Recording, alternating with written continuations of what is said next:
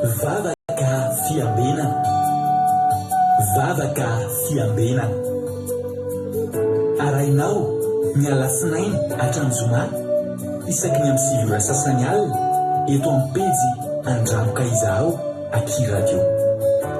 Vavaka fiambenana, vavaka fiambenana. Apokalipsy 1:20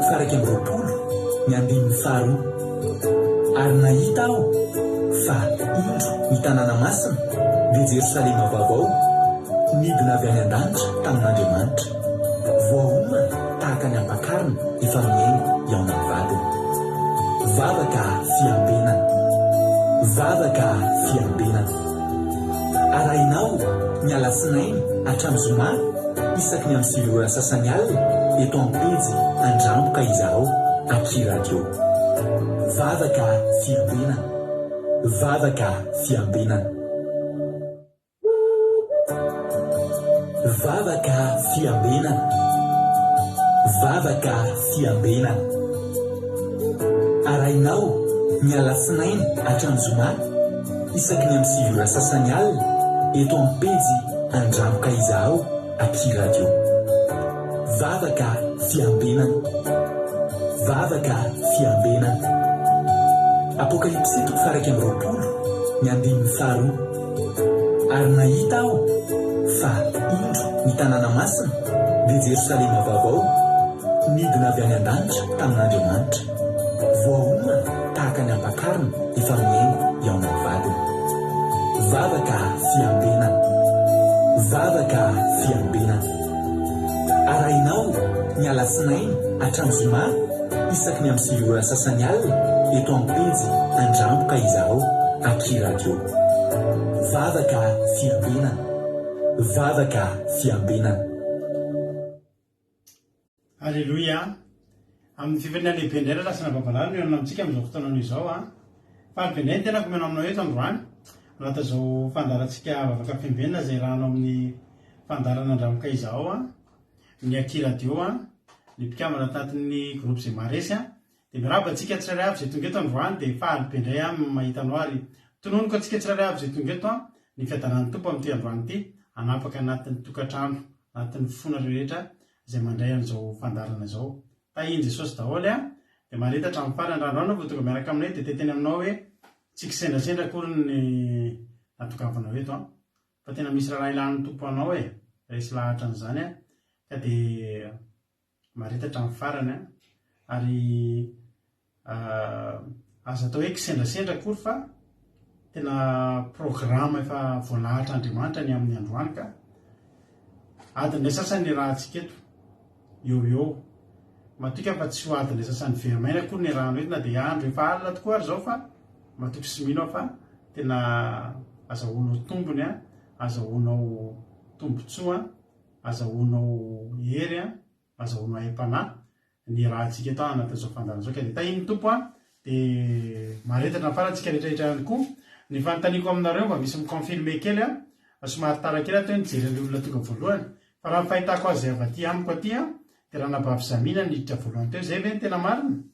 Ranabavy Zamina niditra voalohany teo raha ny fahitako azy dia avy eo ranabavy Lina dia avy eo Ralatojo zay ve mba angatahako mba confirmation aminareo zay nahita teo fa zaho moa somary tsy nahita kely an'ilay niditra androany. Zamina kamaradin'i Jesosy eny ary sotra betsaka tahin'ny tompo ary ranabavy Zamina ny tsodrano anao androany satria ho antsika izay miditra voalohany moa dia mena tsodrano salafatelo amin'ny roapolo andininy fahadimy mamelatra latabatra eo anolokoko eo mason'ny fahavariko ianao manisitra dirilon'ny lohako ianao ny kapokako feno dia feno zany tokoa fahasaobina sy famindram-pony anaraka amin'ny andro rehetra iainako dia toetra ohatran'ny Jehovah Andronava indro Andriamanitra ranabavy Zamina mamelatra latabatra eo anoloanao eo mason'ny fahavalinao ary mbola eo mason'ny fahavalinao koa ny anosolan'Andriamanitra dirilon'ny lohanao dia mbola eo mason'ny fahavalinao koa no ahitan'ny fahavalinao ny kapokanao feno dia feno dia fahasaobana sy famindram-po anaraka anao amin'ny andro rehetra izay iainanao ranabavy Zamina kamaradin'i Jesosy. Tahin'ny tompo ranabavy Lina Ralatojo Erikaraka Felana Rakoto Kodaleoni tahiny Jesosy iangolerina andrena solo tonga so Kodanela Nambinina tsy amboarambiana razana so Sylvie razana Monique Mariette Soameva iangolerina Rodriguez na Erika Anatra itody Raony So Yama Nambavy Rosemina Ida Rosemina Marijo tonga so Sandola tonga so Eliana tonga so ihany koa i Kodaleoni Alain Asana Apôstôly Ranambavy Mihaja Jesosy Mpandresy Ranambavy Haja Sikapatitsy Wendy Eliza Tsiala Mami Kadaka Malala Andrina Suzelle tahiny tompo Suzelle Alleluia tahiny tompo nareo any Majangany amin'ny rano miakatra mino fefanidina ny rano dia ho tahiny tompo arovan'Andriamanitra nareo rehetra any Madagasikara tsy Ranambavy Suzelle rehetra fa ny azy moa any Majangany tena hita hoe sy ny havana rehetra ny Andapa sy any Sambava any ny tena hita hoe vomafy amin'ilay cyclone dia mampaela anareo ary dia tena hoe Andriamanitra ny hanavaka anareo hanavaka ny havanareo izay any rakizy malala tahiny tompotsika rehetra any Madagasikara fa mahita anareo hoe tonga so matsara eto Ranambavy Marie Charline Albert Sava tahiny Jesosy ry misaotra anareo namaly tamin'ny fantako hoe Fanila Zafondramanana Mampionina Lovlitina Aimé ny tena anarany tovy ihany moa zany Zamina dia ny anaranareo daholo ihany hitako mivezivezy teo voarabako daholo tsy sisorana Ranambavy Zamina ny amin'ny jorany Aimé Manambotso dia ao ihany koa i Nambinina tahiny Jesosy daholo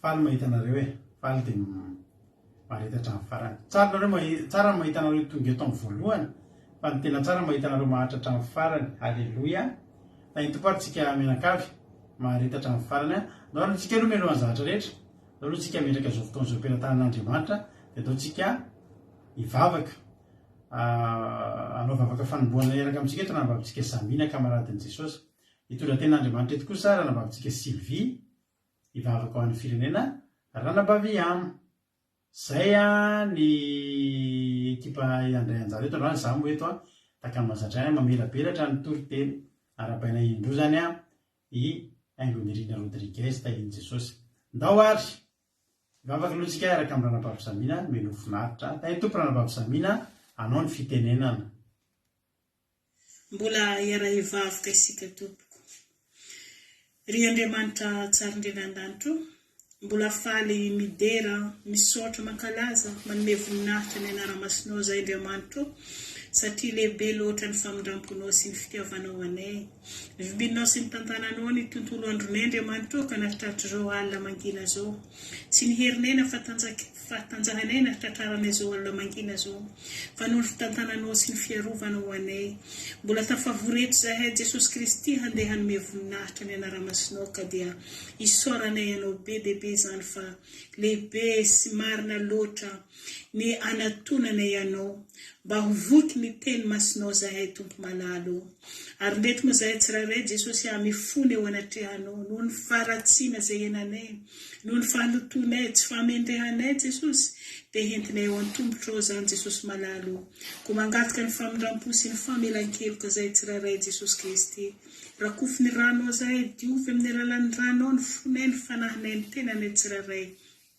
koa dia apetraka ampelantananao zao fotoana zao Jesosy ao fotoana mba tena ho hisy ny fanatrehanao Jesosy malalo ko mangataka eto anatrehanao zay Jesosy zay tafavory eto amin'izao alina zao Jesosy malalo mba ho fanahy masinao ny hitoetra ao am-ponay mba hahaizanay handray ny afatrao handray ny teninao mba tena tsy ho hisy alamena eto zay Jesosy fa tena ho voky ny teninao amin'izao alina zao ary ireo zay hitondra ny hafatrao Jesosy Kristy tompo oka dia ny fanahy masina ny hanositra izy ireo hanendry ny lelan'izy ireo ary hanokotra ny vavan'izy ireo mba hiteny ny hafatrao izy ireo Jesosy ary ianao mihitsy Jesosy Kristy ny tompony teny izay hoentin'izy ireo.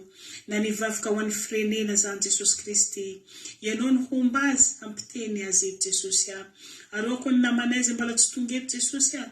Mangataka io fanahy masina izahay dia anakitikika ny foam-panahin'izy ireo mba ho tonga hiatrika zao fotoam-bavaka zao. Ary mikonexioneko Jesosy raha kofy ny rano Jesosy Kristy. Tsy ho hisy fanelinkelena amin'ny konexionay.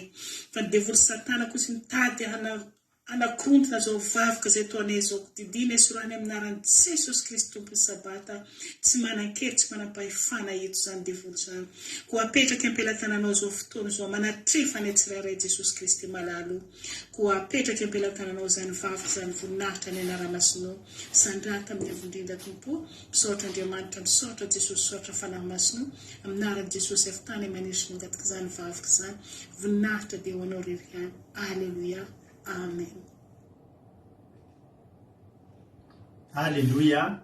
Makasitraka ny andranavavy samintsika tanaty izay vavaka fanomboana matsiro mamy izay Andriamanitra manankarepasavina mamaly fitianao dia tahiny tompo dia fanatena amin'ny ankonanao dia Jesosy amaly fity ny amin'ny asan'Andriamanitra izay nataonao ranavavy saminy dia tahiny tompo dia maherezatra ny trany. Inona moa zany nolazaina amintsika tsy dia misy filazana aloha androany fa tonga dia hitra amin'ny hira aloha tsika antotsika anao hira anankiray ohatran'ny antirytsika hitra amin'ny tenin'Andriamanitra hitandranabavitsika Razana Soa Sylvie. Atanterity zany tsika maka toerana tsara dia maka baiboly fa hiditra amin'ny tenin'Andriamanitra tsika ohatran'ny antirity. Andao tatsika tira mahafinaritra be dia fa nandeha tamin'ny vavaka maraina any izy fa dia tena mbola ao anatin'ny fo, mbola ao anatin'ny fo tanteraka. Andaotsika hitory fitiavana amin'ny Jesosy zay rehetra vonona hitory fitiavana zao dia arahilitsika anatin'ny tete. Tiako ianao Jesosy, mamiko, tena akafiziko, tena mamiko, mamy be. Alleluia, mamy be Jesosy. Andao ataotsika zany izany ilany feon'ny fialofana. Tiako ianao mahafinaritra be tirity atolotra atsika rehetra ampitiavana be dia hiditra amin'ny tenin'Andriamanitra aoriana zay. Raha misy tsy mbola voaravaka aloha dia arabaiko efa nareo rehetrarehetra any kay teo. Alleluia. Dahoatra ny aina maheno soa mbola tsy narabaiko teo kosa angamba raha norosoolga ihany koa tahiny Jesosy marina ty anako iny fa tonga dahoary tahiny tompontsika.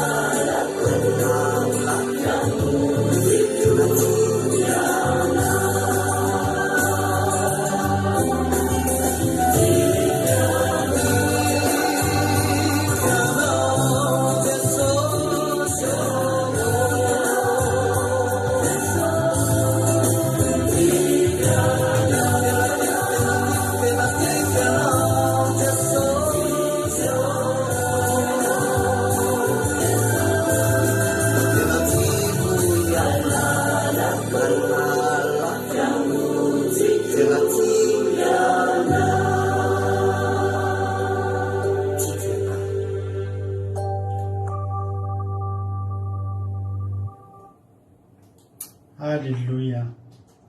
Saoran'Andriamanitra zany izy zany a mahakasika fo le izy satroko Jesosy a eo a-tongotrao a tena hoe tiako ianao a fiangotiko ianao a mahafinaritra fa dia tena hoe isaky ny fehezanteny iray tokoa dia mahakasika foana ny fo amin'ny tononkira iny a mamy be Jesosy a mamy be Jesosy. Tsara be le hira Sylvie. Hotainy tompany antsika menakavy no tiavina foana Jesosy fa ny fitiavantsika azy io keny avonjy antsika.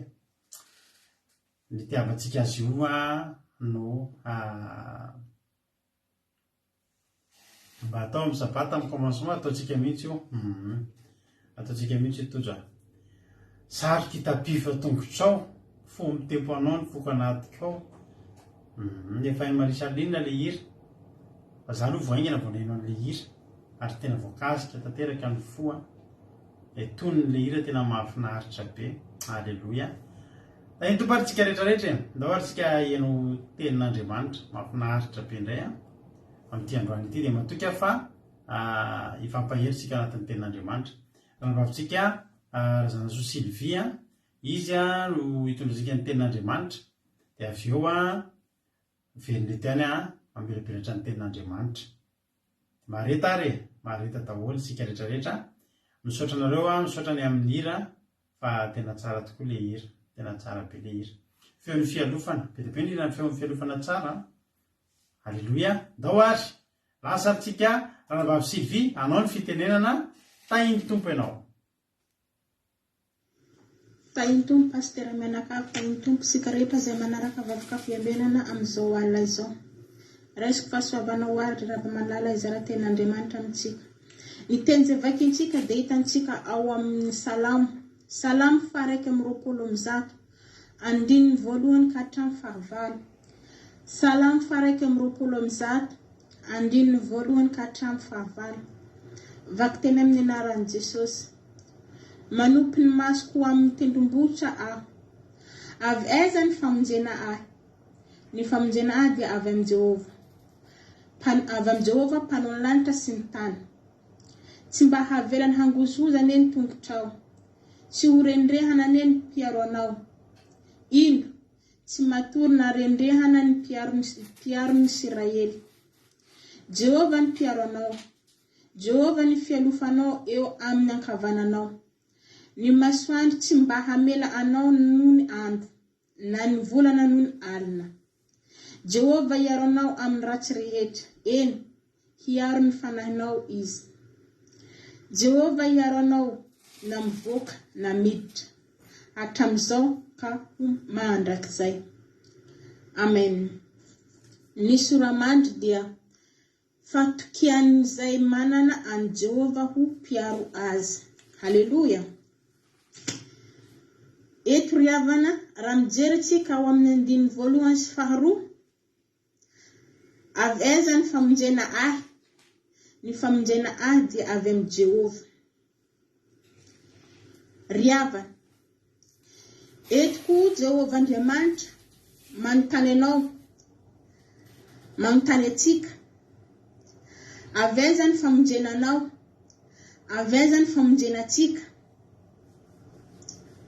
Ry havana, avy amin'ny olombelona ve ny famonjena anao, famonjena atsika? Avy amin'ny dadarabe ve ny famonjena anao, ny famonjena atsika? Tsy ry havana. Tsy mavonjy atsika ny olombelona. Tsy mavonjy atsika dadarabe. Misy olona manana olana mandehany amin'ny dadarabe. Dia voavahany olana fa tsy maharitra ry havana. Fa ny tena mavonjy atsika ry havana dia Jehovah Andriamanitra rery ihany mavonjy anao, mavonjy atsika rehetra. Jehovah Andriamanitra rery ihany ry havana. Tsy misy mavonjy afa izy rery ihany. Izay Jehovah mpanao ny lanitra sy ny tany, izy rery ihany no mavonjy anao, mavonjy atsika. Halleluia. Tsy mba havelany hangozohozo na neny tongotrao. Inona moa tsy havelany hangozohozo ny tongotrao ry havana? Ny tongotrao eto ry havana dia fijoroana.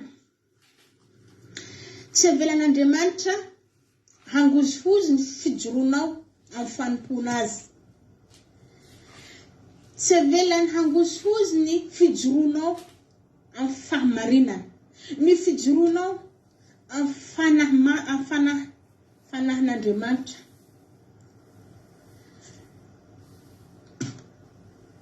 Raha mangozohozo ny tongotrao dia ahoana ry havana? Hangatsika ny fanompoanao an'Andriamanitra. Lasa tsy tafijoro anao ry havana raha mangozohozo ny tongotrao. Betsaka ny olona amin'izao fotoana manompo an'Andriamanitra nefa mbola mangozohozo, mbola tsy mijoro tsara izy. Mila mijoro tsara atsika ry havana, amin'izay tsy mangozohozo ny tongotsika. Satria raha misy ny olana eo amintsika ry havana, manana olana sika, manana problème. Le olana misy amintsika sy le problème misy amintsika, dia iny no ampigozogozo anao amin'ny fanomponan'Andriamanitra tsy ariavana. Na inona olana misy aminao, na inona problema menjadeo aminao, mijoro hatrany amin'ny fahamarinana, mijoro hatrany amin'ny sitrapon'Andriamanitra riavana. Aza velangozogozo. Hoy izy hoe tsy horendrenana aneny mpiaro anao. Raha tsy hijoro atsika riavana, dia ahoana moa Andriamanitra amin'izay? Lasa tsy miaro izy riavana. Lasa matoritory izy riavana. Satria tsy mijoro anao. Mangozogozo ny fanomponao. Raha mijoro hatrany anao amin'ny fanompona, raha tsy avelanao hangozogozo ny tongotrao, iaro anao izy. Iaro anao izy amin'ny ratsy rehetra, amin'ny fanahinao, iarovany foana. Ninina ratsy menjadeo aminao, ninina ny olanao, ninina ny problema misy aminao, arovan'Andriamanitra anao raha mijoro amin'ny fanompona azy. Raha mijoro amin'ny sitrapony, raha mijoro amin'ny fahamarinana. Tahaka ny mpiaro Israely, tsy matory, tsy rendremana. Tahaka izay koa Jehovah Andriamanitra izay miaro atsika riavana. Tsy matory izy raha mijoro anao. Tsy rendrehana izy raha mijoro anao. Eo foana izy. Ka ndao sika riavana hijoro hatrany amin'ny fanompona an'Andriamanitra. Hijoro hatrany amin'ny sitrapon'Andriamanitra. Izy no afaka hiaro atsika amin'ny ratsy rehetra. Izy no afaka hiaro atsika amin'ny fanahintsika. Ninina ny ratsy misy aminao, arovan'Andriamanitra anao raha mijoro.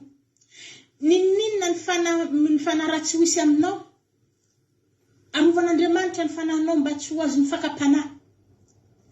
Raha mijoro hatrany atsika amin'ny fanompona azy.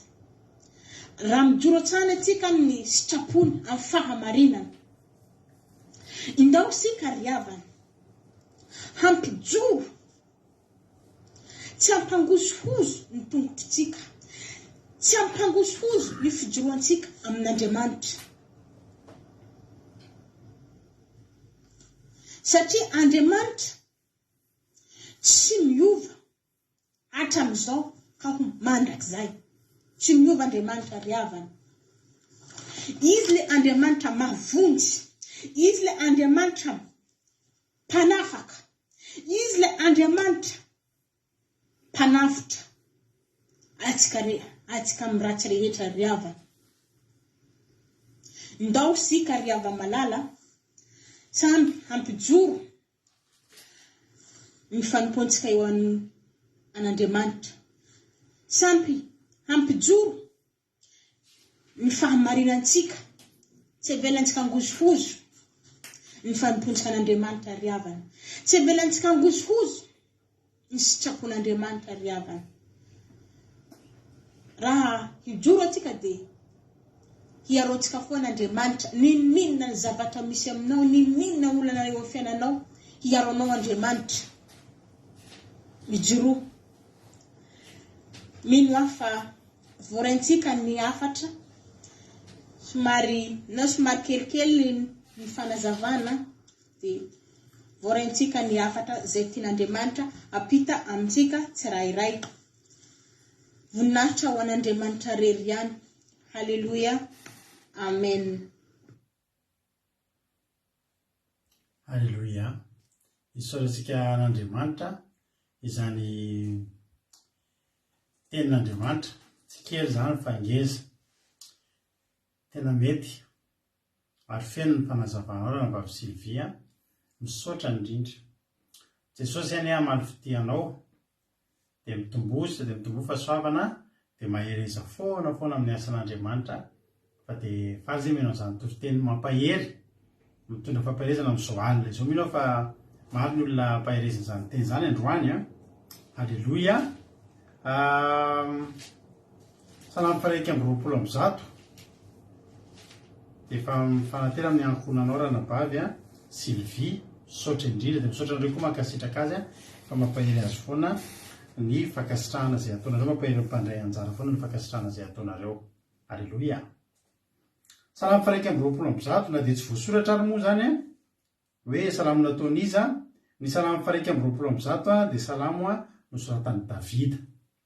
Davida mpanjaka no nanoatra ny salamo fa araika amby roapolo amby zato. Toraka izany koa moa ny salamo faharoa amby roapolo amby zato manaraka eo a. Davida no nanoratra an'ireny salamo fiakarana matetika dia Davida no nanoratra azy. Olona ten'Andriamanitra manompo masoko eny amin'ny tendrombohitra avaiza ny famonjena. Ny famonjena dia avy amin'ny Jehovah mpanao ny lanitra sy ny tany. Tsy mba velony angozozany eny tongotrao, tsy ho rendrehana ny mpiaro anao. Indro tsy matorina rendrehana ny mpiaron'ny Israely. Jehovah ny mpiaro anao, Jehovah ny fialofanao eo amin'ny ankavananao. Ny masoandro tsy mamelanao noho ny andro, na ny volana noho ny alina. Jehovah hiaro anao amin'ny ratsy rehetra, eny hiaro ny fanahinao izy. Jehovah hiaro anao na mivoaka na miditra hatramin'izao ka ho mandrakizay. Alleloia. Raha mamaky tsika, vakitsika tsara ny ten'Andriamanitra dia miteny manao hoe manompo masoko eny amin'ny tendrombohitra avaiza ny famonjena. Eo amin'ilay avaiza ny famonjena misy telo kely. Dia ery ambany ery manazava hoe tena vaky ny teniny koa dia hoe izay avian'ny famonjena. Raha vakina zany le tany avy tena zany le vakina zany le teny dia hoe manompo masoko eny tendrombohitra izay avian'ny famonjena. Alleluia. Zay zany a ny vaky ny teny io. Manompo ny masoko ho eny amin'ny tendrombohitra izay avian'ny famonjena. Zany hoe aveny amin'ny tendrombohitra io zany a manompo masoko eny zany satria eny a no iavian'ny famonjena. Misy teny manao hoe amin'ny Isaia faharoa amby dimampolo. Vakitsy eny Isaia faharoa amby dimampolo. Isaia faharoa amby dimampolo andininy fahafito a. Misy teny manao hoe akory ny hatsaran'ny tongotry mitondra teny somafaly ery tendrombohitra sady mitory fiadanana, izay mitondra teny somafaly sady mitory famonjena. Eny izay manao amizina hoe mpanjaka Andriamanitra ao. Ny tanàna matetika dia eny amin'ny tany lemaka. Ary matetika ny tanàna dia voadidina tendrombohitra. Ary tamin'izany fotoana izany a, rehefa misy ady dia fomba ny mpanjaka samihafa ny mifampiantso vonjy. Ary tsara fa nisy fotoana Israely niady tamin'ireo mpanjaka 5 dia efa mpitambatra ireo firenena anankidimy misy mpanjaka matanjaka be iady amin'ny Israely rery. Ka raha misy firenena zany ohatra izay misy foko anankiray isy anafika dia vitany hoe betsaka ilay ina moa izy ity ilay fahavalo dia maniraka olona aingana izy any amin'ny mpanjaka namany hoe andao ampio fa tena mafy be ny ady aty. Dia aveny ohatra ery amin'ny tendrombohitra ilany ery zany zao a manodidina ery ilay fahavalo dia tonga avy any eryna ilay namana dia sasatry mijerina tendrombohitra hoe tonga very zareo. Matetika misy mpielo lalana, matetika misy mpielo lalana iraka tonga mbola tsy miaramila tonga fa le iraka tonga hoe mahaza matahotra rehefa reny miala an'ireny ny namatsika.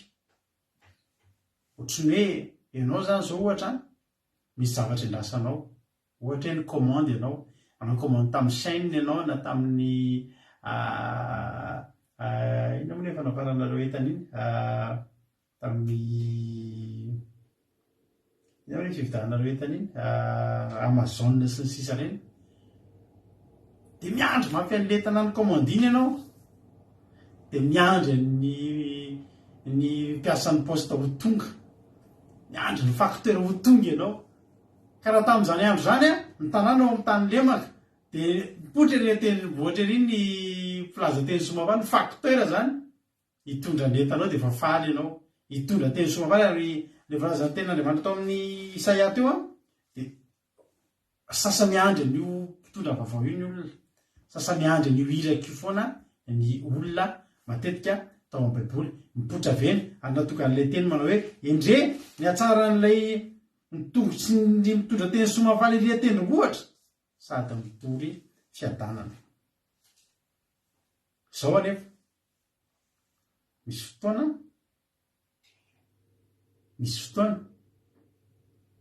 AliExpress marina. Misy fotoana tsy voatery vaovao mahafaly no tonga avy any an-tendrombohitra. Fantantsika tsara fa nisy fotoana tonga avy any an-tendrombohitra koa ny plaza vaovao, laza teny soa, tsy teny soa fa ny laza vaovao ratsy. Ohatra hoe maro ny vaovao ratsy tonga avy any an-tendrombohitra ao am-baiboly eo. Misy fotoana zao any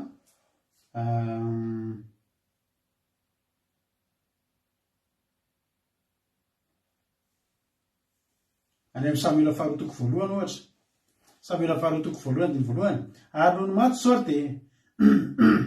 Saoly ary niverina avy namoniny Amalekita David dia nitoetra indroandro tao Ziklag izy.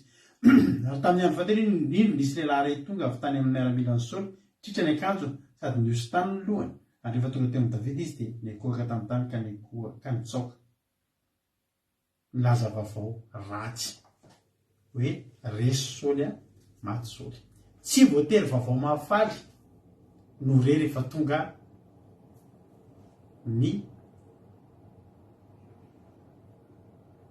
avy any an-tendrombohitra amin'ny plaza vaovao. Ny Jeremia misy teny an'izany izy. Jeremia toko fahatelo ngeva kitsika ny ten'Andriamanitra. Jeremia toko fahatelo dia ny fahatelo amby roapolo manao hoe foana tokoa ny iorakoraka any amin'ny tendrombohitra sy ny avoana, marina fao amin'Andriamanitra ny famonjenan'i Israely. Foana tokoa ny orakoraka any an-tendrombohitra sy ny avoana. Amin'ny baiboly hafa io teny dia miteny hoe lainga no tokoa ny orakoraka mivoaka avy any an-tendrombohitra. Zany hoe ianao zany miandrandra zavatra tsara avy any amin'ny vaovao mahafaly avy hidina avy any an-tendrombohitra, fa indraindray mandisy fanantenana, indraindray lainga ny avoakany avy eny, indraindray zavatra mandisy fanantenana, indraindray miorakoraka fandresena ho anao fa tsy fandresena ho anao, indraindray tsy ilay zavatra nendrasanao no tonga. Ary za mino fa tsy volana vao za rery na itsika rehetrarehetra eo efa nisy zany hoe niandry valimbavaka fa tsy ilay izy ny tonga, mifanohatra amin'ilay izy ny tonga. Ianao amin'io miandry hanahoana re le fanadinany dia ny tokonao iny olona hidina avy any an-tendrombohitra iny. Jerenao tonga teny soa mahafaly fa tsy teny soa mahafaly ny hidina fa vaovao ratsy. Dia olona tena Andriamanitra amin'ny Jeremia toko fahatelo hoe foana tokoa ny iorakoraka any an-tendrombohitra sy ny avoana, hoe tena lainga ny mivoaka avy any an-tendrombohitra, tsy ny zavatra tsara ihany no mivoaka avy eny, fa marina tokoa fa ao amin'ny Jehovah Andriamanitra ihany no famonjenan'i Israely. Zany hoe eto zany dia tsy hitoky amin'izay avy any an-tendrombohitra intsontsika. Davida tena resy lahatra ka ny teny nanao hoe manompo masoka eny an-tendrombohitra avaiza ny famonjena. Manompo masoka eny an-tendrombohitra izay eviny ny famonjena. Dia resy lahatra Davida hoe famonjena dia avy amin'ny Jehovah mpanao ny lanitra sy ny tany. Satria nahoana indray andro Davida dia tena teo amin'ny tendrombohitra io, ary tena niatra tamin'ny ainy Davida io tantara teo tendrombohitra io. Nefa nivakitsika efa nambazavezay teto fa averika any satria misy amintsika mety mbola tsy. Samuela voalohany toko fahatelo amby roapolo io tantara io. Samuela voalohany toko fahatelo amby roapolo.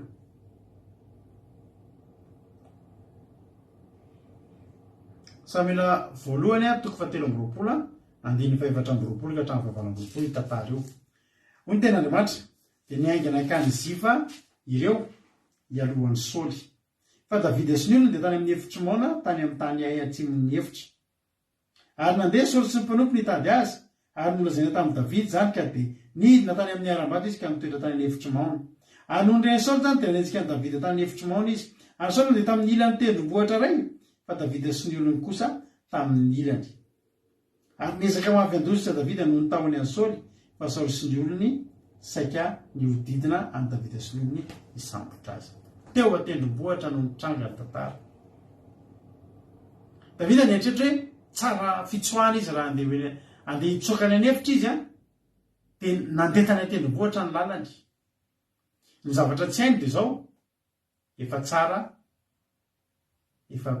tsara be ny renseignement azon'ny Saoly. Ny mpitsongo dian'ny Saoly zany tena nahita ny nisy an'i Davida ary tena tsara torohevitra Saoly hoe atsy le izy am'izao ery ny lalany. Davida de olona vitsy niaraka taminy, i Saoly de olona betsaka.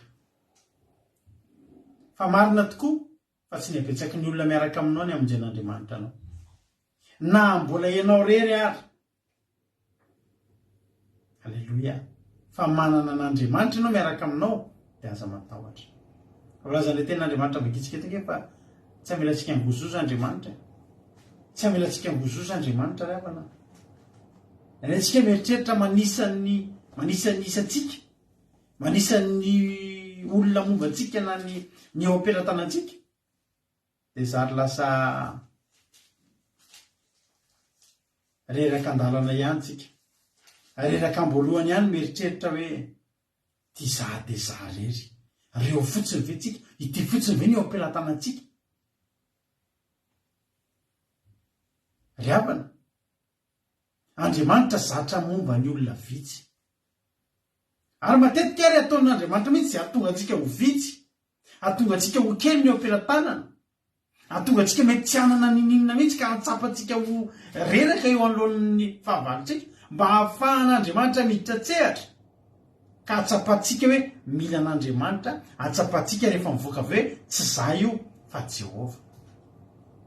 Jerenareo tsara fa fomba an'Andriamanitra i Gideona ngeravana ka maro ngeravana ny olona niarany inga tamin'ny Gideona andeha hiady fa nahitra an'Andriamanitra andalana taony nisy natahotra ho azy teny verina tao mbola efa lohan'ny ady mbola eo anoloan'ny rano mbola misy 700 lasa izy.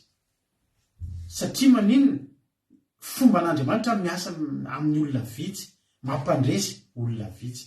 Fomba an'Andriamanitra ohatran'ny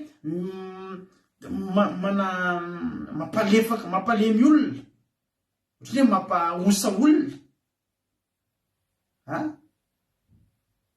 Fa iny olona iny nefany ataony mandresy mba hatsapahany iny olona iny hoe tena lehibe Jehova. Loia. Hoy tena Andriamanitra tsy avelany angozozo any eny tongotrao. Zany hoe tena amin'ny fotoana mampangozozo anao, satria mijery ny eo am-pelatanana ianao, mijery ny isanao ianao, tena mangozozo kosa anao ny tongotra eny. Mandainga sarotra fa mangozozo ny tongotra hoe ty zahy hoe reto fahavaloko mangozozo. Eo mihitsiny no tsy avelan'Andriamanitra mangozozo. Fa Davida tena hoe tena voadidiny be no vitsy. Ary eo amin'ny tendrombohitra anankiray tena hoe tena maîtrisen'ny Saoly tanteraka io tendrombohitra io. Miaramila ny Saoly no betsaka teo amin'ny tendrombohitra io fa tsy miaramila ny Davida.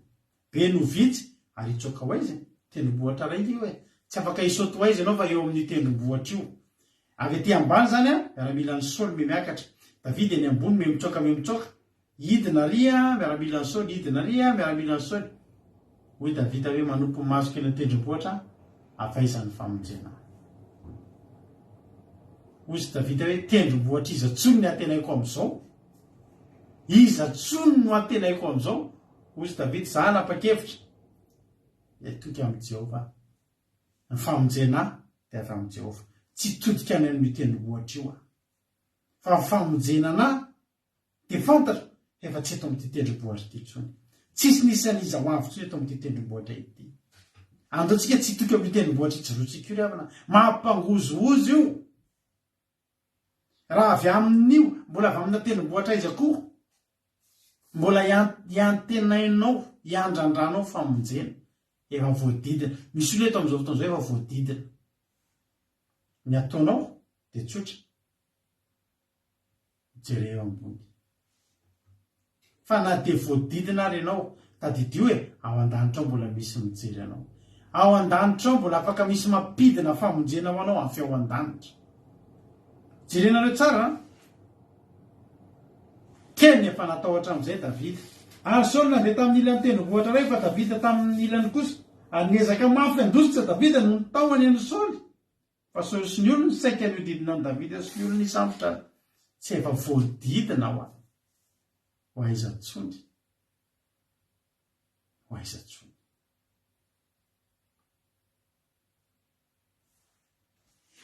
fa zao nefany teo any alelan'ny 520 io sy ny 720 mbola misy azon'Andriamanitra tao.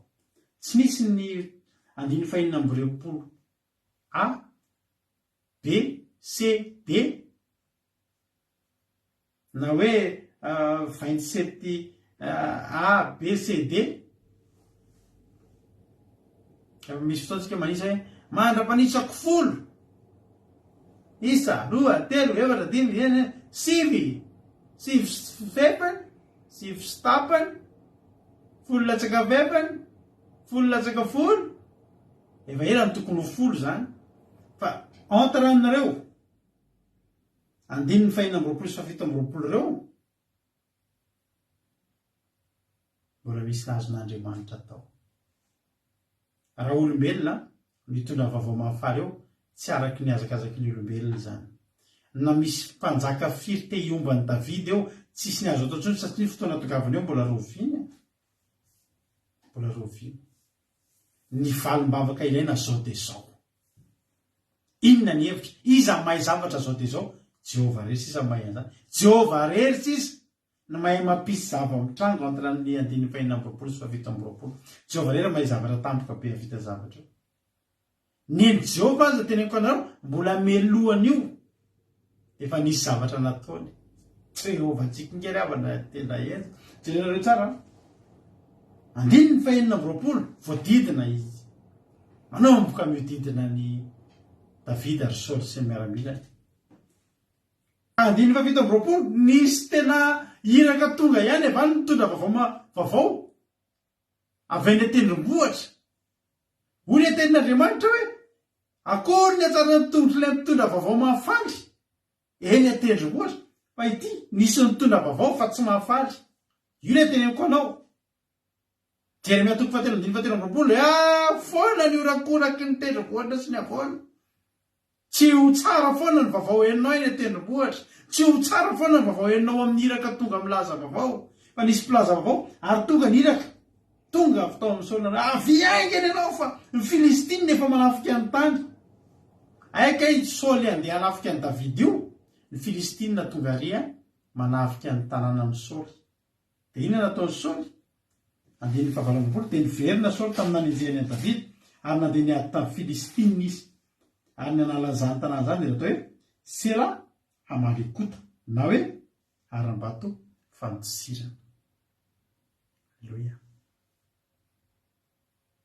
Sela Amalekota. Tiako iteny io nisy fotoana ny toreny iteny tamin'izany fotoan'izany dia toreny anarana io mihitsy hoe Sela Amalekota aram-bato fanosirana. Amin'ny fotoana mbola ifampaherezantsika momba ny teny io. Inona tiako tenenanao? Niteny taminao hoe 520 sy 720 entre andreo Andriamanitra manao zavatra. Fa za dia teny aminao taloha andreo Andriamanitra dia efa nanao zavatra. Satria zao i Saoly vao niainga avy any an-tanànany andeha hanenjika ny Davida. Andriamanitra efa nitsindro sady an'io 520 sy 720. Hoy Andriamanitra amin'izao fotoana izao amin'ny ora tahaka izao ho voadidiny Davida. Dia hoy Andriamanitra hoe zao amin'izao lera zao kosa asiako miainga ny Filistina. Dia mandeha ny Filistina dia ohatrantsika ilay manao problema tamintsika volanana taloha hoe raha misy olona mandeha 500 kilometatra dia raha mandeha 500 kilometatra isan'ora izy dia amfiry zany izy tonga any amin'ilay toerana. Dia darena zany misy siny be mahafeno 20 litatra. Dia misy zaza anankiray mitondra so malany 5 litatra dia mandeha 5 kilometatra izy mandeha miatsaka. Afaka afiriana zany izy ny mahafeno an'ilay siny be. Dia daretsika namahazany problème zany. Jehova koa namahazany problème zany. Ozy propose Jehova. Raha amin'izao lery zao ho voadidina. Tsy mbola voadidina. Ho voadidina dia hoe ny tena Andriamanitra hoe i Saoly sy ny olony saika na hodidina. Zany hoe efa tena hoe entre 1 2 zany hoe en train de miodidina efa tena eo andalam-piodidina dia ankotiany Jehovah raha Saoly sy ny miaramilany mandeha zao amin'ny firy zany Saoly sy ny miaramilany no adidina tanteraka any Davida toy Jehovah. Ary raha miainga kosa ny Filistina androany izy miainga mandeha lalana firina izy tonga eo amin'ny Saoly dia zao le olona eo an-tanàna ny Saoly mbola tsy tonga eo an-tanàna ny Filistina. Halleloia. Dia efa mahatazana hoe iny ny Filistina fa manafika hoy le olona hoe fa ny Filistina efa manafika ny tany ny azakazaka aikana le iraka dia mbola ankotiana Andriamanitra hoe hafirina iny no tonga. Ay raha miainga eto amin'izao io eo amin'le izy avoadidina ny Saoly mihitsy i Davida mihitsy no aseko tonga ny mpilaza iraka. Tsy mahazo tara na 2 minitra ary ny fiazakazaka ao ataovy mety tsara tsy avelako leraka ianao tsy miova ny afaka nampadehanao 20 km/h ny fandehandehan'ny ny fiazakazahanao raha vao tsy 20 km/h tsy tonga ianao ry havana. Zany ny Jehovah miaraka amintsika. Hainy Jehovah ny calcul io. Andeha sambotra ny Davida. Misy manafitsika zany be ndovy iverina gaga Davida efa natao azy. Davida efa tsy nitoky nizaniza tsony nitoky ny Davida sisa nijery ny lanitra izy.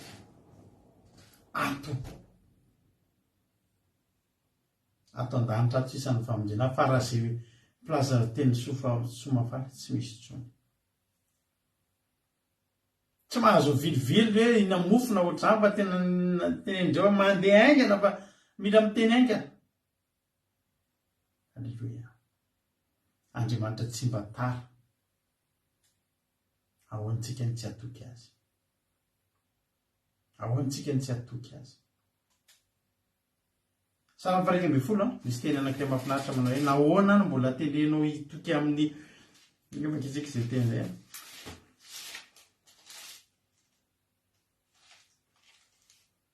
Salamo 112 mbola Davida ihany no teny.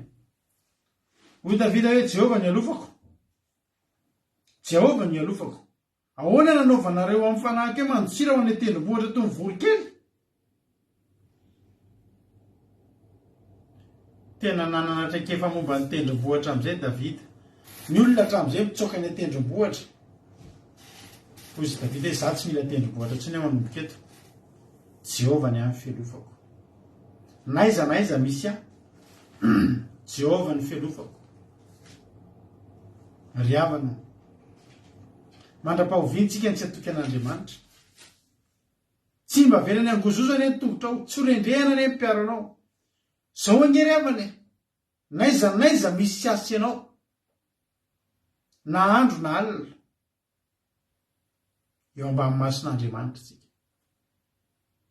Misy tete garda malady fa reny olona be torimaso aiza mba ataonao garda malady fa le marany fa aza marary ny malady ndray manomoka angema lany seromo izy matory garda malady reny olona tsy mahita tory reny atao garda malady. Misy olona tena le garda reny no gardeny malady ge. Fa Jehovah tena garda malady tena tsy matory. Hoy tena Andriamanitra, indro tsy matory na rendremana ny mpiarin'ny Israely. Ny mpanao ratsy tonga amin'ny alina. Fa ny zavatra tsy fantany, Jehovah koa voninandro aman'alina. Jehovah koa voninandro aman'alina. Jehovah ny filofanao amin'ny ankavanana, ny masoandro tsy mba very any amelanao noho ny andro, na ny volana noho ny alina. Jehovah iaranao amin'ny ratsy rehetra, eny iaro ny fanahinao izy. Jehovah iaranao na mivoaka na miditra hatramin'izao ka ho mandrakizay. Raha miteny Andriamanitra hoe famonjena dia avy amin'ny Jehovah, mpanao ny lanitra sy ny tany. Halleloia. Any amin'ny Isaia ange Andriamanitra fa miteny ry havana hoe aza matahotra. Inona ny atahoranao izy ny tenin'Andriamanitra? Isaia 1:7-20. Za Jehovah Andriamanitra iny mitantana ny tananao ankavanana izy ilay manao hoe aza matahotra ho zany hamonjy anao. Zany hamonjy anao. Za matahotra Jeremia 2:20.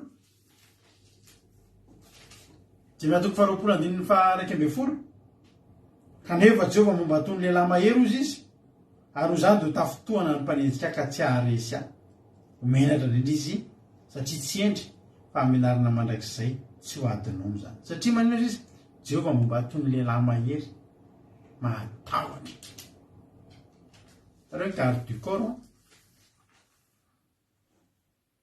rehefa garde du corps na olona manana mandazy eny tsy mitsiky izay izy. Tsy manana mampime eny ihany tsy mitsiky izy na misy inona na dia olona iantsampy amin'ilay ohatra hoe mpira malaza na mpanao film andeha hitsampy hitory fitiavana dia batainy dia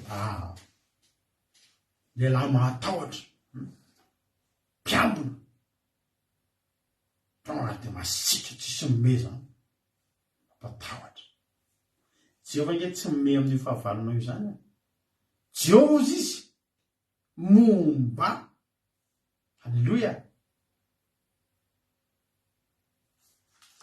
Ao n'izy teo navadiko sady le izy Jeremia 20.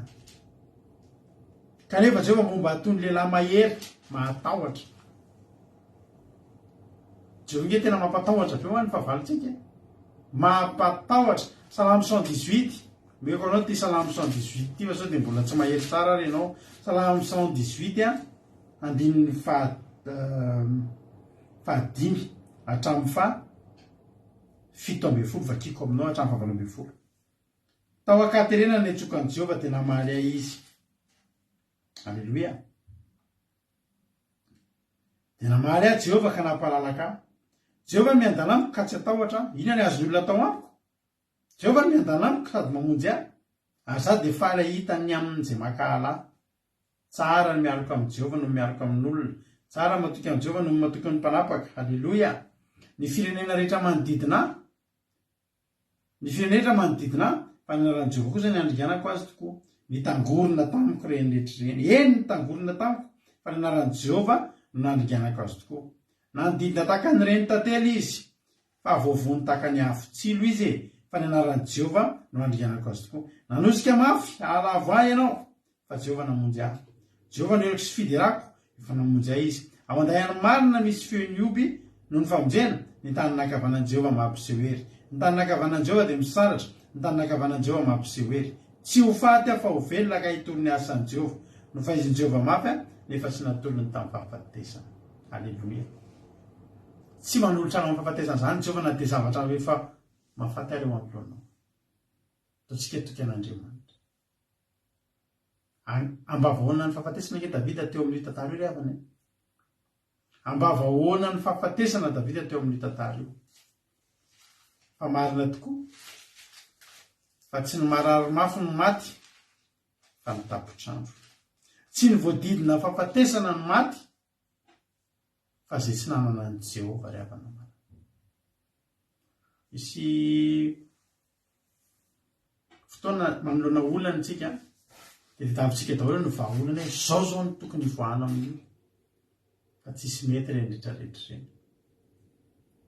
Misy fotoana na nanoloana ny ranomasina mena ny zanak'Israely dia tena tsy hita tokoa inona ny vahaolana amin'izao. Inona ny vahaolana ho atao. Eto ranomasina ao aoriana Egyptianina ary miaraka amin'ny Farao tezitra fa tsy faly. Nisy tamin'ny zanak'Israely nitady vahaolana. Hoe ny vahaolana amin'io dia tsotra ihany. Andao hiverina tonga dia hitsena ny Farao tsika dia mampitamby anazy hoe indreto izay fa miverina fa aza tezitra. Betsaka ny olona manoloana olana manoloana fahavalo no miverina manampy tamin'ny fahavalo. No miverina milavo lefina eo anoloan'ny olana. Halleloia. Izaka hijeren'izay verset izay raha hitako ka.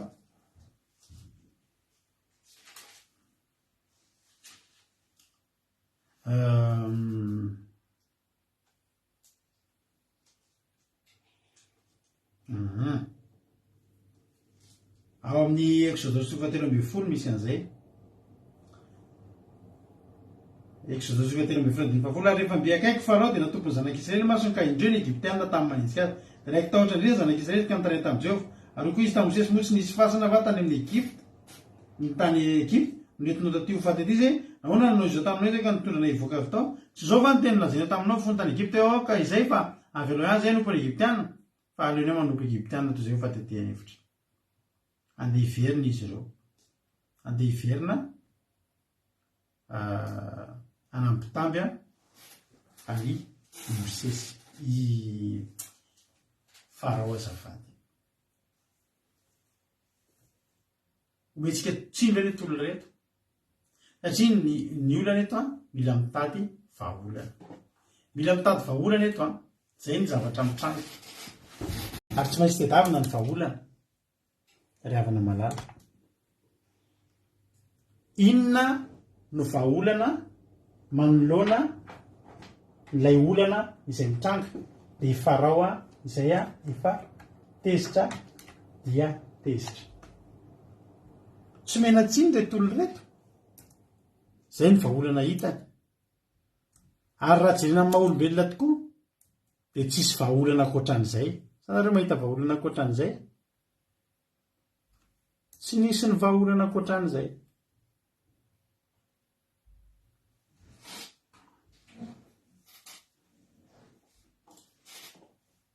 Raha amin'ny olombelona izany. Fa amin'Andriamanitra mbola misy vahaolana hafa. Inona ary ilay vahaolana hafa? Manoloana ranomasina ao aoriana Egyptianina. Toy izay Andriamanitra ny tanjona dia izao tsisy mahasakana anareo raha handroso. Any hoe ty ranomasina ty misy no zareko roa. Halleloia. Raha rehefa mieritreritra an'io ranomasina mena ny sokatra io dia rehefa tojolana ahako dia izao fotsiny ao an-tsaiko. Ty olana ty tsy teritreritra ahoana ny hamahanana izy ty.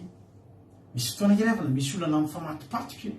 Misy fotoana iravana io olana io tena tsy hitanao tena makarary an-doha raha oeritreritiny hoe ahoana ny ivoahana amin'ity olana ity. Fa zao ravana Jehovah mahay an'io. Jehovah mahay an'io. Ilay andro nisy olona efa nijorofa olombelona taminareo teto moa. Efa nitantaraiko fa mbola misy olona tsy mahay dia tena tenenako foana. Nisy an'ilay ranabavy izy mivady nanana ny banky vola tamin'izany andro izany. Efa hainareo tsy andeha izany tantara fa misy mbola tsy nare. Satria izany riaja domony izany zao vovoaingana hitako teto mety mbola tsy naheno an'izany. Sady miraba azy tika. Ny banky vola, banky any ambanimbany vohatra izay. Nindram-bola maika mihitsy nindram-bola. Hoe anokafana salon de coiffure rehetrarehetra. Fa tsy dia nandeha tamin'ny salon de coiffure rehetra fa nividanana fitaovana tao an-tokantrano inona. Faly. Fa rehefa tonga ny fandoavana azy tsy voaloha. Efa tonga amin'izay no huissier tonga tao an-trano. Dia efa nifaritana daholo ny entana. Rehetra zany tsy azonareo amidy intsony fa ho ataontsika lavanty. Ho afa-baraky eto an-tanàna. Eo an-tanàna zany ianao hatramin'izay ny olona midobodoboka ery ny zava-maneno. Ho tonga amin'izay ny huissier avoaka eo an-tokotany dia ilay atao lavanty. Imehezan'ny olona. Fa fambaraka. Mami zao mbola tsy naheno. Mahavariana zany efa nitoriko teto foana izay. Fa izao anareo izay efa nahita izao mbola tantaraina eo fa manjary misy olona mbola tsy naheno. Eritreretinareo zany hoe efa tonga ny huissier manao listan'ny entana izay ho amidy dia efa avoakany amin'ny anina amin'izay. Reny mantsy rehefa atao lavanty dia avoaka amin'ny gazety na atao amin'ny filazana hoe reto misy lavanty ary ananina amin'izao fotoana izao. Reto avy ny ao. Misy reto avy ny entana tonga. Izay mantsy taloha mamonjy lavantina automobile. Dia reto avy ny entana. Anina, misy salon cuir, misy télé, misy zao. Ery ananina ny fotoana izay hijery. Dia tonga any rehefa mivonona amin'ny vola. Dia mahazo entana mora satria lavanty. Dia efa verevitra zao hoe inona ny atao hitsoaka higadra. Jesosy. Inona ty atao mbola tsy mivavaka aloha tamin'izany. Fa ny efa rany nandeha nivavaka hoe andao mba hitady vonjy amin'Andriamanitra. Ny enanantona ihany ilay fotoana anaovana an'ilay lavanty ozy nareo. Efaka kely ilay fotoana anaovana lavanty. Jerena tsy tonga ilay tsy raitra aloha ilay lavanty. Tsy hita ilay huissier, tsy hita ilay mpiasan'ny banky ahoana. afaka kelikely tatyariny am'zay izy nisy appel niditra allo efa mangofotra mihitsy am'izany vao mahita numéro an'le mpiasa amin'ny banky allo ka nareo moa monsieur sy madame ihanina eny tompoko sady mangovotra efa mivavaka am'izay nentina mivavaka am'izay ny olana zay aloha zany zava-dehibe ka mba manasa anareo zay mba te iona aminareo efa matahotra amin'ny ekitsika ary tsy manam-bola fa mba tongava ty amin'ny toerana ohatr'izao iona inona ozy nareo ny nandehanana tany rehefa tonga amin'io matahotra mangovotra hoe higadraka amitsika ma to tsy tonga ntsony le visy tonga ngamba dia efa ny amponjany nefa raha mba mpahirezina andana mandehana fa efa nivavaka itsika alleloia tonga tany ozy nareo zao ny zavatra ny trano ka tsy zany ozy le tompona raitra atao amin'le banky fa dia ianareo moa zany dia manana dosie atao amin'ny banky ialana tsy indrindra aminareo fa nisy zavatra lozany tranga tato may le banky may tao daholo ny atota taratasy ny olona rehetra izay nametra bola tao ka dia may ny dosie rehetrarehetra tsatatra tsony hoe inona ny dosie zay inona ny volanareo sy ny sisa ka dia ohatry hoe tonga dia tsy nisy daholo na ny olona nanam-bola tao tantara be very vola zay nanam-bola fa zay nanana ny banky vola vao fafakonitro satria tsy hita hoe hoenjehana tao inona tsy hita ny dosie may zany ry avana malala teneniko anareo any ananonany mety misy olona mety very vola tamin'izany tadinareo ngamba nisy banky ray zay tao Madagasikara olona tena fantatro clientko zay no tena tompona raika tao amin'izay banky zay nametraka vola tao daholo mivahatra automobile teo Analakely misy mametraka amina miliara mihitsy fa tamin'ny fotoana sampozina nidy io banky io to dia tsy hita to dia nidy very ny vola fa ny ndretolo reto tsy fahavoazana may le banky may ny dosie netana hatramin'izao janonao hatrano tsy natao lavanty nitrosa voafafa ho azy satria tsy hita tsony hoe vola ohatrinona tsy may daholo ny ordinateur banky any ambanimbany vohatra reny le banky ny tatsara iny nge zany may midombola taratasy no compte matetika may zany le atao hoe raha masina sokafan'Andriamanitra aiza ny afantaranao an'izany revana aiza ny anapoizanao an'izany tonga dia mibanky mihitsy ny may ny anjaranay tamin'izany dia nitondra-bavaka fa tsy fanta inona re zao vanim-bavaka omen'Andriamanitra nretolo rety efa ho avy mihitsy ny fotoana ny datin'ny lavante ozy Andriamanitra tsisy lavante tonga mihitsy satria ho may trano ohatrohatran'izany mihitsy le banky ranabavy mahelosoa banky karazan-drazany ohatr'ireny le izy may le banky loza ho an'ny tompona banky fa ho an'le olona nentina mbavaka avaiza ny famonjena dia afamonjeo nisy olona zay fantatray nanana olana ngeza be mihitsy tamina tokony olona ka reto tokony olona reto dia misy olona avandry zareo teo amin'ny fanjakana tamin'izany tompona andraikitra ngeza be teo amin'ny fanjakana tao Madagasikara dia rehefa io olona io tompona andraikitra lehibe teo amin'ny fanjakana ohatrany hoe za zany zao ohatra hoe lasa tompona andraikitra ngeza be amin'ny fanjakana dia narehetrarehetra izay manana problème makaty amiko daholo dia za le olona ry ohatr'izao dia zahako ko dia telefona fotsiny ianona samboly le olona zao dia ataoko ohatr'izany zany ohatr'izay ka le olona le mpiara-bavaka aminay io tratrana olana tamina tokony olona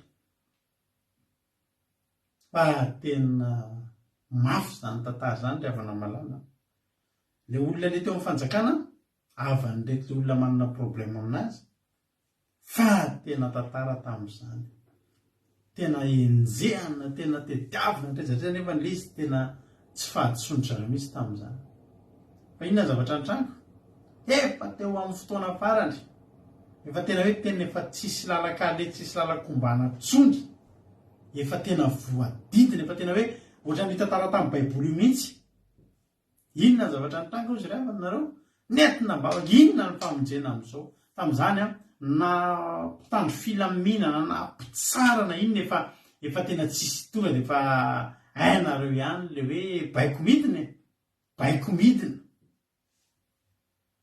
tena hoe miady tena atody miady amam-bato tamin'izany fa zao tsika mbola natoky an'Andriamanitra, mbola nitondra mbavaka inona ny zavatra nitranga tamin'ny fotoana tsy nampozina niala teo amin'ny toerany olona nosoloana io tompona ndraiky mpanjakana lehibe ngeza be tamin'izany dia niala tamin'ny toerany olona nisy korotana be tao Madagasikara tamin'izany, nisy etsy-bahoaka nisy korotana be mihitsy tonga dia niala le olona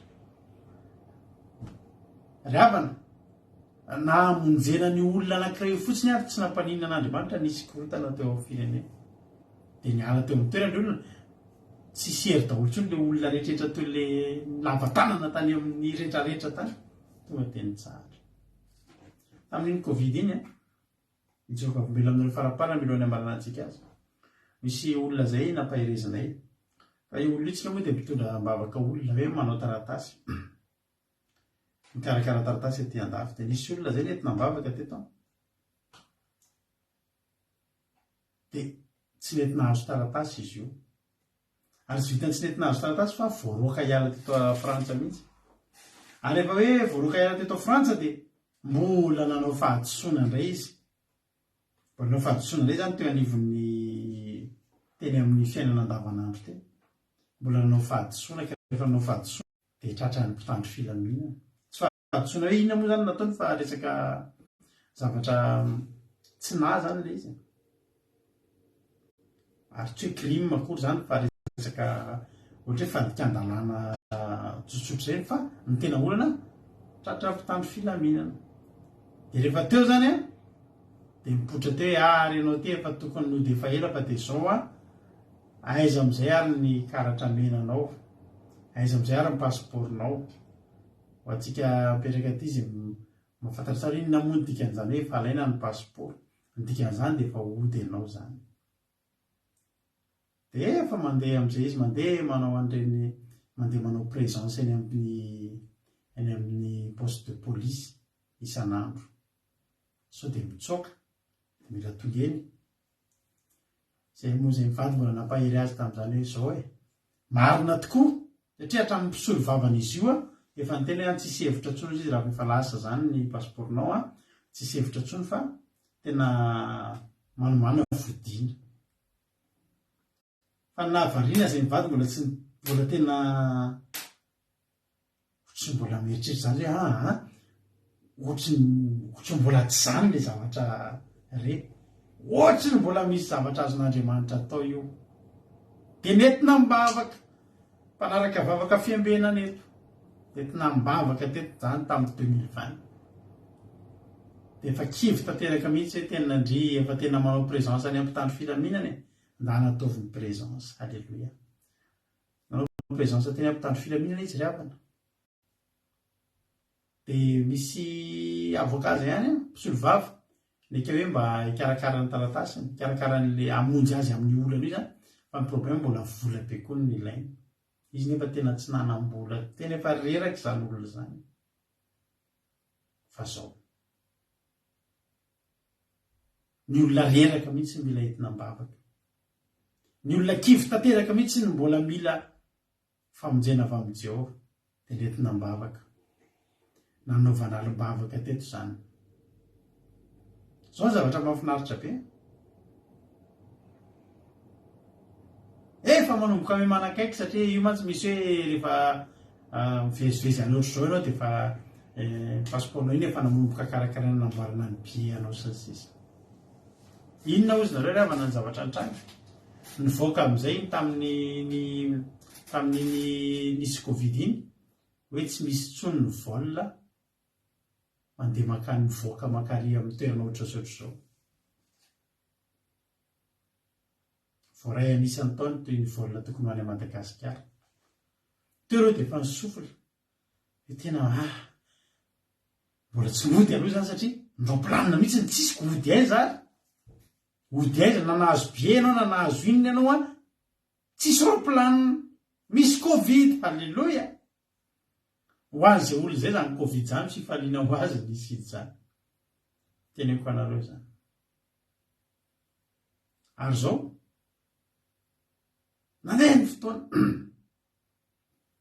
mandeha ny ray volana tonga amin'izay nisy an'iny confinement iny tany amin'ny tamin'ny volana ina moa nisy le confinement général iny nisy amin'izay ny confinement fa teneniko anareo ny fanjakana frantsay mihitsy nanome taratasy azy nyteny taminazy hoe tsy azo atao nininona ntsony ianao tsy mialatsiny fa tsisy rezatra rehetreny atenu reny fa tsika zao samy anaty fahasairanana anaty anina milamina tonga dia nomena taratasy mandehandeha izy nefa olona tokony efanody noho ninona noho tsy fafahana mivoaka ntsony hitanao le avana mba tsy ho diny zany ny dina mihitsy ny sisy tany ho an'ny olona fahavoazany ireny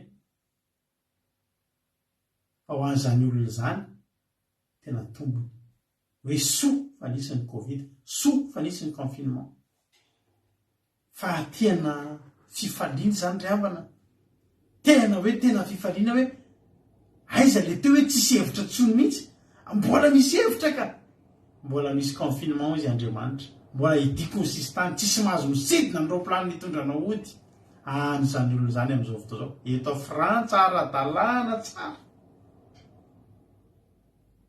miteny aminao hoe manompo masika eny an-tendrombohitra afaiza tokoa moa ny famonjena raha nety an-tendrombohitra tsisy famonjena ho anao tsony fa ny ao amin'Andriamanitra tsy lany ny famonjenao mahita hevitra foana Andriamanitra ny an'Andriamanitra dia tsotra ihany tsy avela ngozozo ianao tsy avela resy ianao tsy avela reraka zany ianao tsy avela potika zany ianao mba nomen'Andriamanitra valim-bavaka koa moa fandaharantsika vao nisy ny confinement iny nandroso be ty fandaharantsika ty taorinany confinement tao anatin'izany confinement zany tombomaritra be ho antsika ato amin'ny fandarana andramaka izao koa iny confinement iny satria tamin'ireny tsy mahazo mivoaka ny trano dia nisy fotoana be dia be nanomanana sy nanatsarana ny fandarana dia tena nafinaritra na dia atao ke niendrika nahitana ny fandarana tamin'izany niova ny fandarana lasa misy foana lasa nafinaritra tsy le olo izay ihany nahazo tombony fa ty fandarantsika ty mba nomen'Andriamanitra tombony tao anatin'izany dia inona moa fa tsy dia nandroso be dia be amin'izay dia tao anatin'iny tombony tao anaty groupe tao anatin'iny confinement iny be dia be ny olona lasa manao zavatra en ligne lasa manao fandarana ohatran'izao antsika izao en ligne hoe nampitombo be dia be ny asan'Andriamanitra ka dia nisaorantsika an'Andriamanitra zany ny fijonavavolombelona teteny aminao manao hoe efa tokony ody le olona fa izy Andriamanitra mbola misy hevitra ataoko lasa miparitaka io aretiny io ataoko tsy afaka manidina ntsony ny avy satria misy olona tsy tiako anidina io alleluia misy olona tsy tiako anidina io dia nidiko mihitsy ny sisy tany tsisy mahazo mivoaka satria misy zanako anankiray tsy tiako hivoaka tsy avakan'izany ianao io fa raha misy zavatra hetsika tian'Andriamanitra atao eo amin'ny fiainanao tsy mampaninana an'Andriamanitra firenena no ataoko solonao izy firenena no ataoko solonao zany hoe ianao io raha hitsijo anao Andriamanitra na firenena ray ary ataony tsy ataony maty antoka mba hahazahoanao tombony dia ataony zany manana finoana lehibe ny Andriamanitsika samy hitahian'Andriamanitra mihina fa nampahiranao zay fampahirezana nyleditsika teto zay mbola misy azo jerena mbola misy azo atao eo amin'ny fiainanao aza mitoky amin'ny tendrombohitra tsony fa Jehovah tompony maro le tompony famonjena iny no fitodiantsika amin'izao fotoana izao mbola betsaka ny famonjena azon'Andriamanitra atao aminao na dia manodidina anao aza ny olana na dia tsisy lalakivoahana tsy ianao nitady lalakivoahana fa Jehovah Andriamanitra ataontsika tia mahafinaritra be te manompo masika eny tendrombohitra avaiza moa ny famonjena halleluia.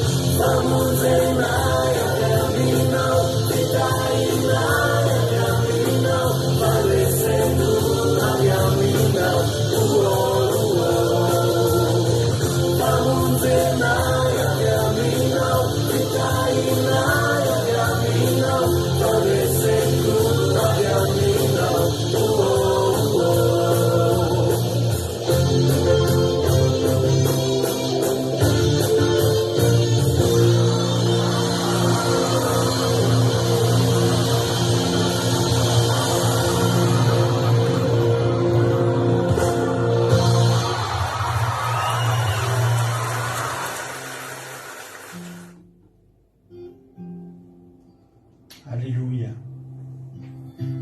Famonjenantsika ravana malala dia avy amin'ny Jehova ary tena hitoky amin'izany tsika amin'ity androany ity. Tokony hampahery anao izany teny izany, tokony hampahery anao ny tenin'Andriamanitra androany. Manomboka androany aza miandrandra olona hidina avy any an-tendrombohitra, mety mandiso fanantenananao reny, mety andainga ny orakoraka avy any an-tendrombohitra arak'ilay tenin'ny taritoina tamintsika toerana.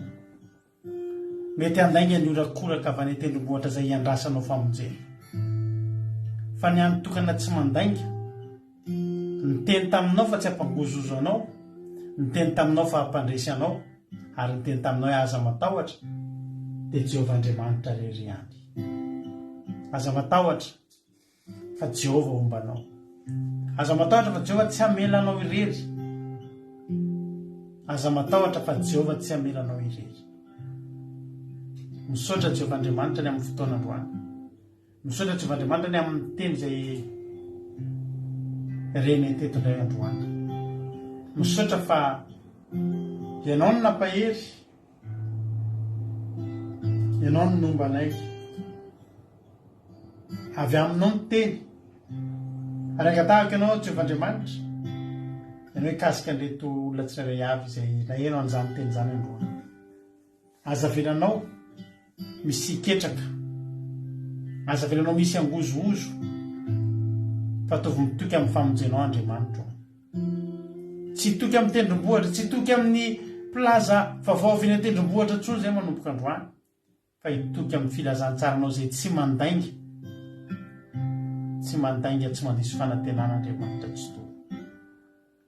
Voninahitra ny eo anao, raiso ny haja ambony indrindra fa mendrika anao zany Andriamanitra ary dia taio Jehova nisa tokantrano isam-batan'olona izay mandray izao fandarana izao mba tsy hisy ho diso fanantenana ny amin'ny ady izay lalovany fa andray famonjena mezinezina fandresena mezinezina avy aminao Andriamanitra.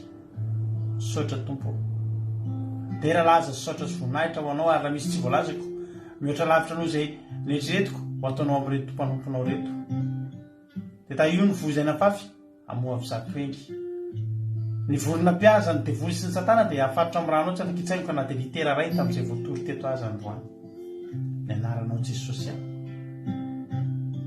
nangatahako izany vavaka izany. Halleluia, amen. Hivavaka ho an'ny firenena ranam-baviama amin'izao fotoan'izao ampanosika ranam-baviama hivavaka ho an'ny firenena. Tany tompo ranam-baviama.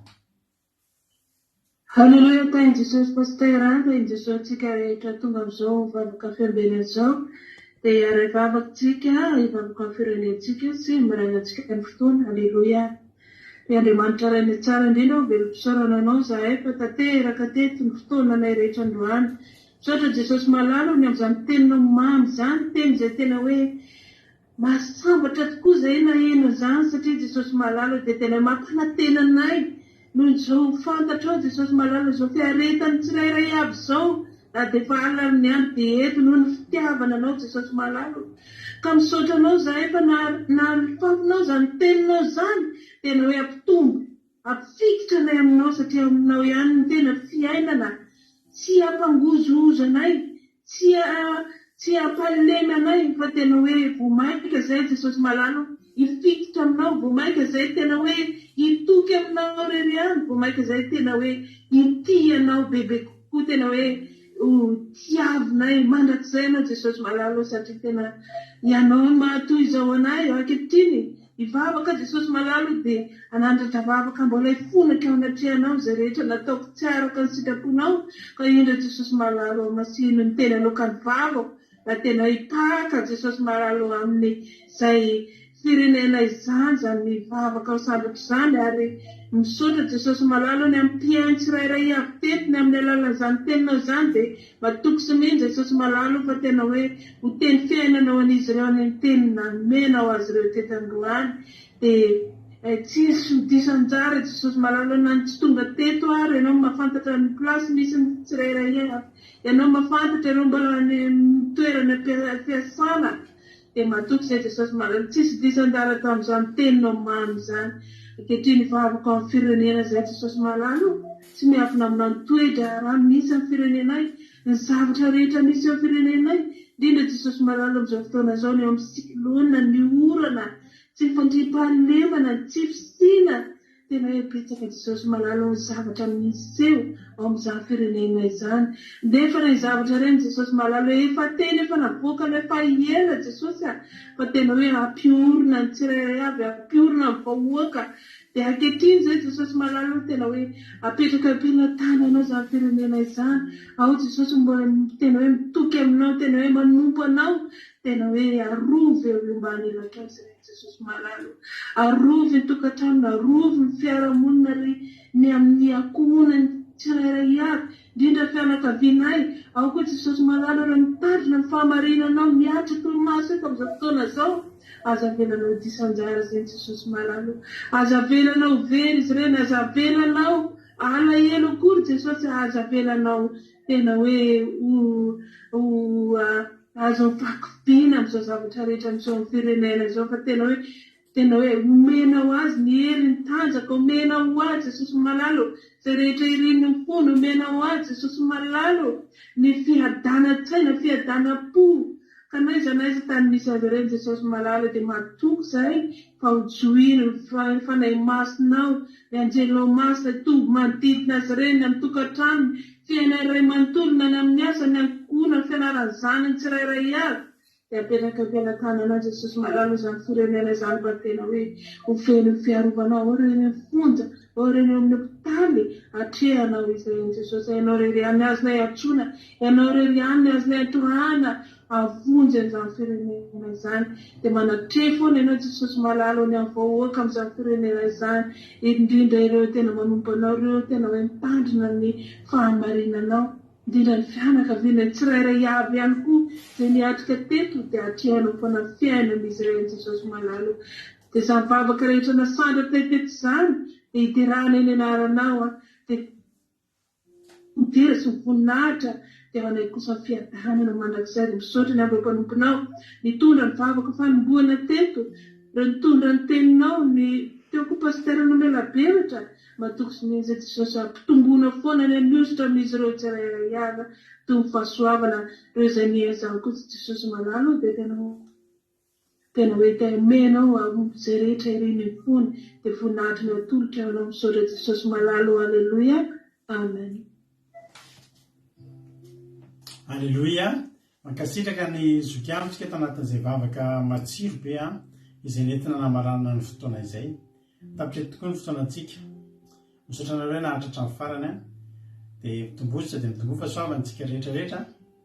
Raha mbola singa amin'ireo alanitra Jesosy dia anetondrentsika raha pitso alina amin'ny sivy ora sasany takany mahazatra. Marim-potonga an'izany nefa dia afaka amin'ny Aki Radio nareo Aki Radio point radio 12345.com Aki Radio point radio 12345.com afahanao miheno nizateo Aki Radio mandoa hoe andro aman'alina isan'andro menofinaritra misy totezaka ny adiny telo apray amin'ny efatra amin'ny fito amin'ny folo maraina misy amin'ny folo maraina averinao zao fandaran'izao raha tsy naheno tsara ianao tamin'ny voalohany teo dia amin'ny ray amin'ny efatra amin'ny fito ariva koa mbola misy toriteny hafa. Samy tahiny tompo mahereza daholo misaotra anao nahatrany hatramin'ny farany. Halleluia, amen.